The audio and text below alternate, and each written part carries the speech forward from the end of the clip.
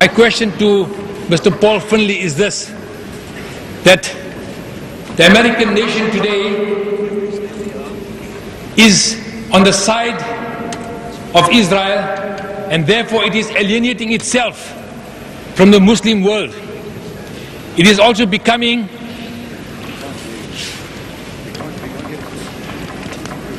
I'm trying to get the question across. In other words, the American nation is sacrificing itself and become an enemy of the Muslims. I would like to ask you the question, the Americans who are a democratic society, how did they allow themselves to become enslaved by the thinking of a few Zionists in their country? How did they allow themselves to become enslaved in their minds?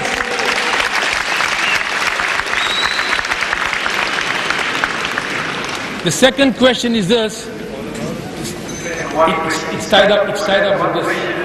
It's just tied up with this, and you can answer at the same time.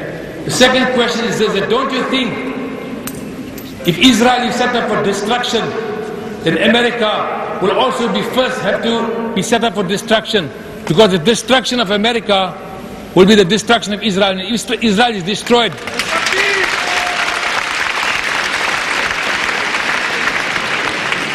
Don't you think that America is destroying itself by supporting Israel? So if Israel is set up for destruction, then similarly America will destroy itself in the process by supporting Israel. Those are the two questions. Thank you, brother.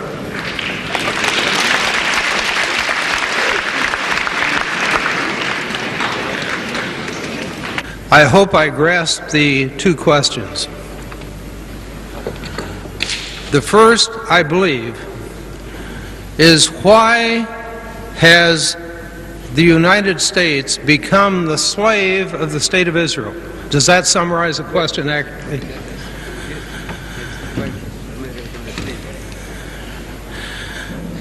At the risk of trying to sell my book, that's what my book is all about.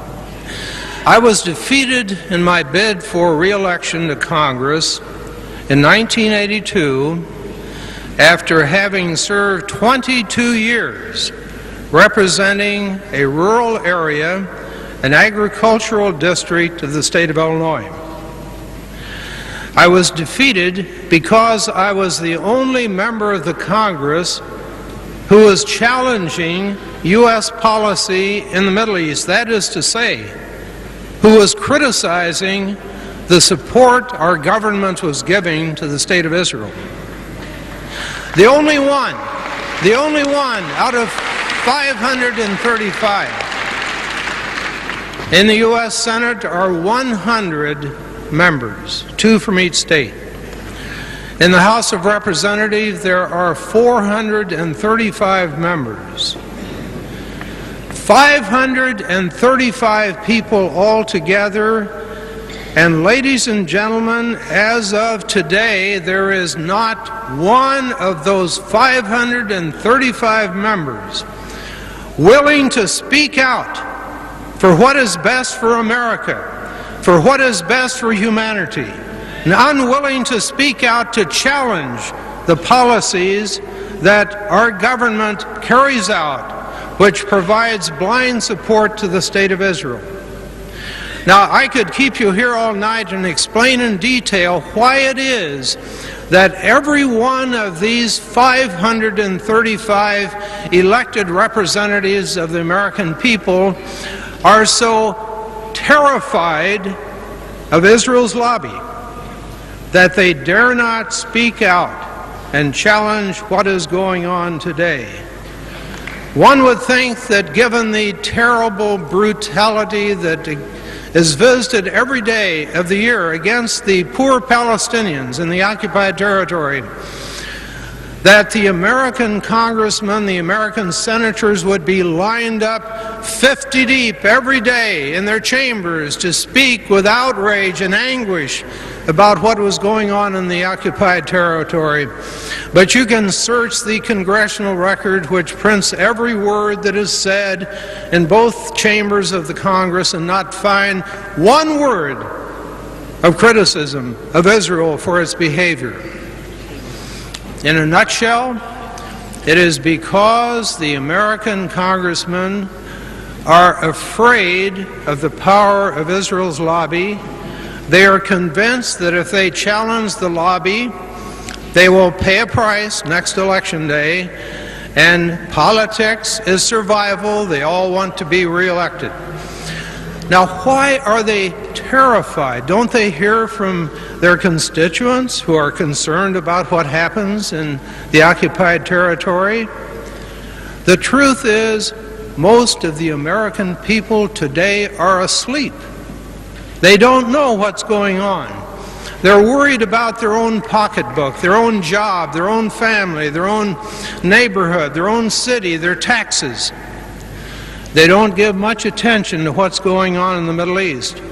And they do not realize, as this gentleman's second question suggests, that the price they will ultimately pay for their blind support of Israel's military policies may be a terrible price indeed.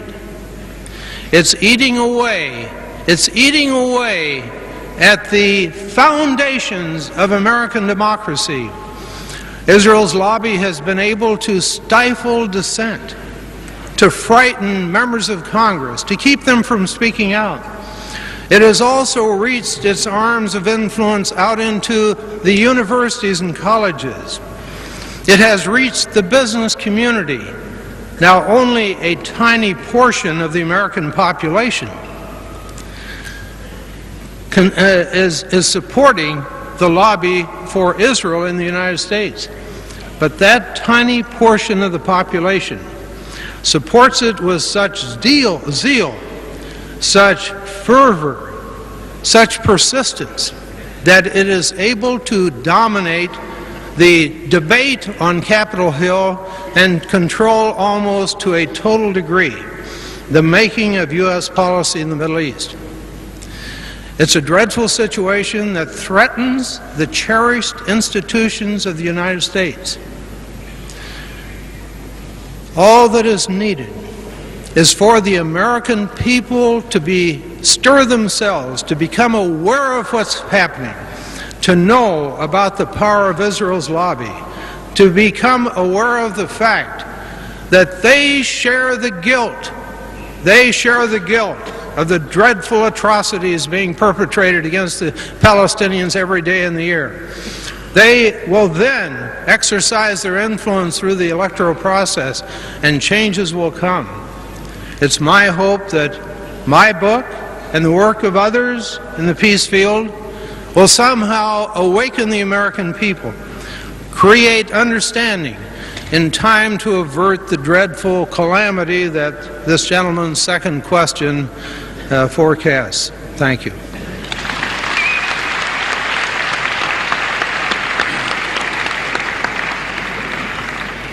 On the question of is the book free or should we pay for it, please let it be known that if the price of the book has to be what it really is, then 5 rands would be by far insufficient.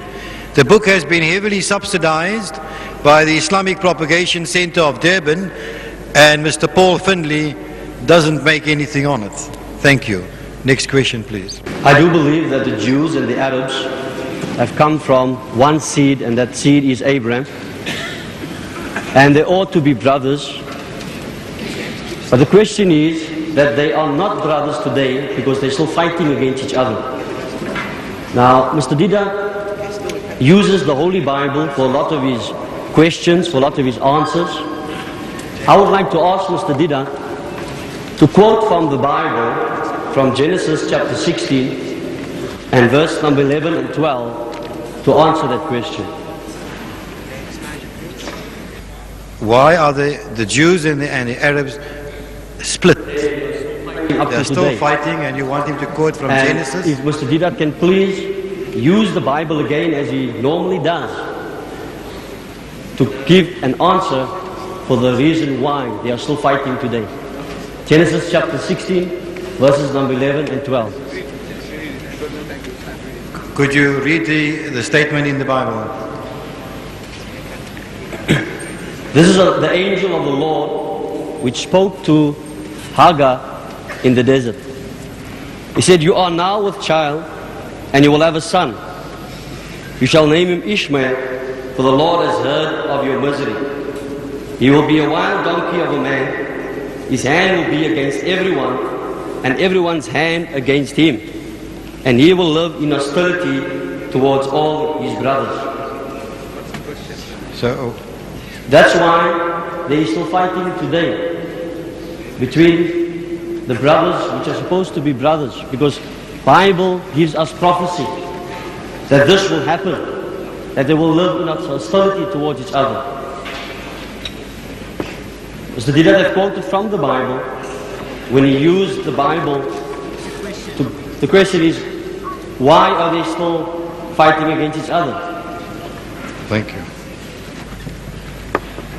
I think in a way you are answering the question yourself. Why are they fighting one another? That is what we want to know. We are presenting it to you. Said, look, they have no reason to fight. As brothers, a prophecy had been made. You talk about prophecies. In the book of Genesis chapter 17, where God Almighty promised to Abraham, He said, "I will give unto thee and to thy seed after thee the land wherein thou art a stranger."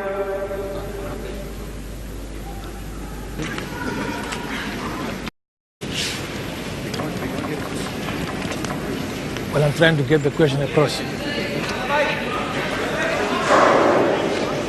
In other words, the American nation is sacrificing itself and become an enemy of the Muslims. I would like to ask you the question, the Americans, my question to Mr. Paul Findley is this, that the American nation today is on the side of Israel, and therefore it is alienating itself from the Muslim world. It is also becoming. The second question is this. It's tied up with this. It's just tied up with this, and you can answer at the same time. The second question is this, that don't you think if Israel is set up for destruction, then America will also be first have to be set up for destruction, because the destruction of America will be the who are a democratic society. How did they allow themselves to become enslaved by the thinking of a few Zionists in their country? How did they allow themselves to become enslaved in their minds?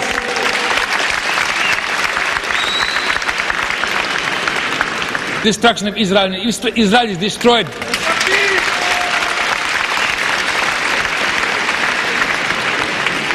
Don't you think that America is destroying itself by supporting Israel? So if Israel is set up for destruction, then similarly America will destroy itself in the process by supporting Israel.